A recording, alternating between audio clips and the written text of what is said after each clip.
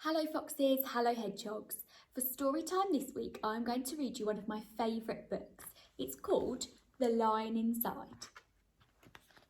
In a dry, dusty place where the sand sparkled gold, stood a mighty flat rock, all craggy and old.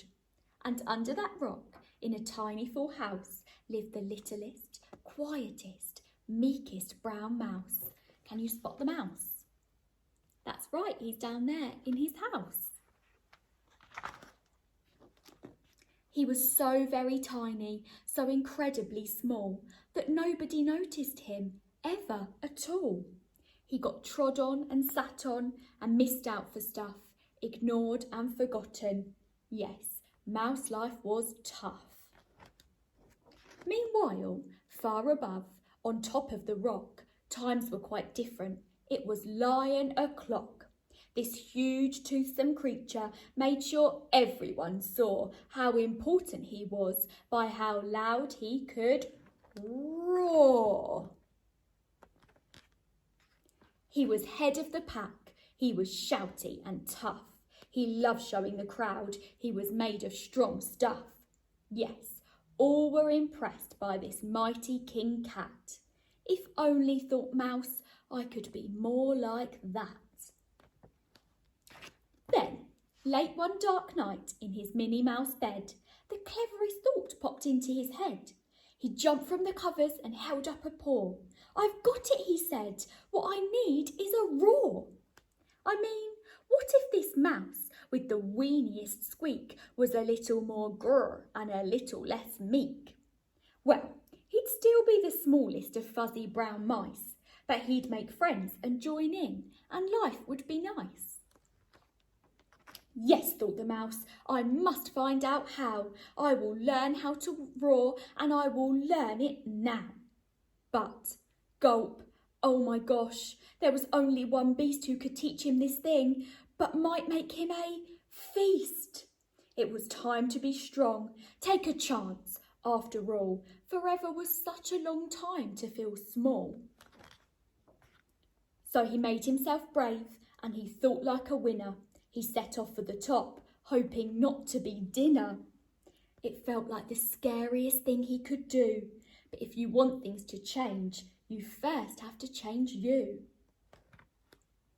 The further he climbed, the closer he got to the slumbering lion reclining on top.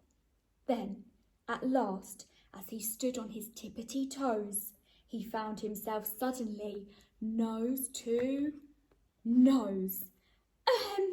Gulp, pardon me, wake up, Mr. Lion, you've got company. Squeak, Mr. Lion, what I've come to you for is, Squeak, do you think you could teach me your roar? A silence befell that twinkling plain. Lion opened his eyes and puffed out his mane. Time slowed right down. Why, it felt like a week. Then he opened his mouth and let out an eek. The lion was shaking, his paws all a-fumble. He was backing away with a scrambling tumble. Don't hurt me, he whimpered. Oh, try to be nice. Well, my goodness, this lion was frightened of mice. Don't worry, Mouse Pete. I'm a friend, not a foe. Let's rock this together. We'll have fun, don't you know?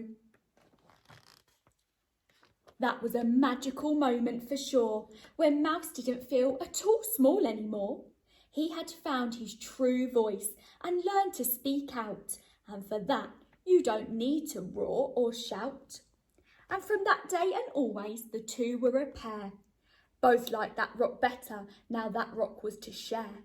The mouse, while still little, felt big in his head. And Lion, he still roared, but with laughter instead. Yes, that day they both learned that no matter your size, we all have a mouse and a lion inside. I wonder if you could talk with a grown-up at home about a time that you feel you have been brave, like the mouse was when he went to find the lion and learn how to roar. I hope you enjoyed the story, and I will see you soon for another story time. Bye!